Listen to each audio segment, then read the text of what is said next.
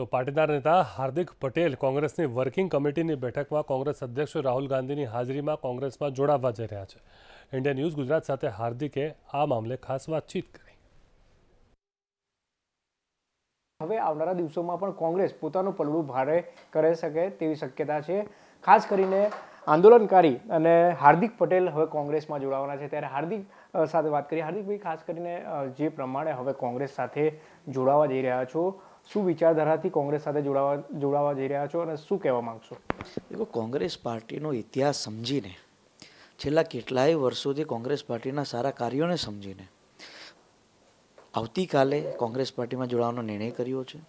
સમાજ હિતના કામથી દરેક સમાજનું સારું થાય, દરેક સમાજને ન્યાય મળે, એમનું પ્રતિનિધિત્વ જળવાઈ રહે, એવા હેતુથી કોંગ્રેસ પાર્ટીમાં જોઈન્ટ થઈશ।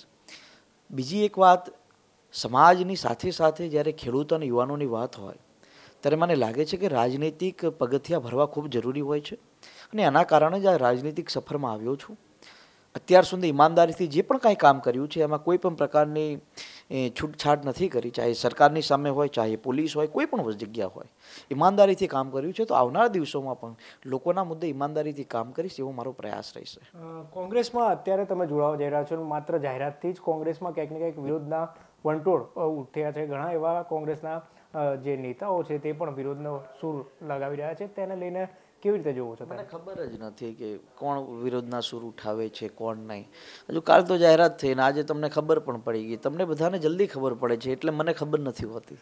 ચોક્કસથી જે પ્રમાણે હાર્દિકભાઈ જે વાત કરીએ કે કોંગ્રેસમાં સાથે જોડાશો પણ ક્યાંયથી ચૂંટણી લડવાની ક્યાંક ને ક્યાંક શક્યતા દેખાઈ રહી છે? કાનૂની અડચણ નહીં આવે, કાયદાકીય કોઈ પ્રોબ્લેમ નહીં આવે તો મેં મારી રજૂઆત કરેલી છે। પાર્ટી જે પણ કોઈ રીતે વાત કરશે, પાર્ટી કહેશે કે હા તમારે લડવાનું છે અથવા આ જગ્યાએથી લડવાનું છે, તો બિલકુલ હું ચૂંટણી લડીશ અને લોકોને સાચું નેતૃત્વ, સારું નેતૃત્વ અને ઈમાનદાર નેતૃત્વ પૂરું પાડીશ।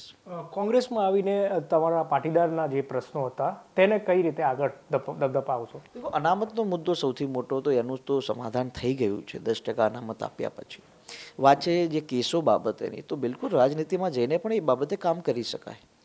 તો ચોક્કસથી આ હતા હાર્દિક પટેલ। તેમણે જણાવ્યું કે આવનારા દિવસોમાં પણ કોંગ્રેસ સાથે જોડાઈ જે પાટીદાર સમાજના જે લોકો છે તેના ઉપર થયેલા કેસોને પાછા લેવા માટે ક્યાંક ને ક્યાંક તે ચોક્કસથી લડત આપશે અને આવનારા દિવસોમાં ગુજરાતનું રાજકારણ પણ ચોક્કસથી ગરમાશે।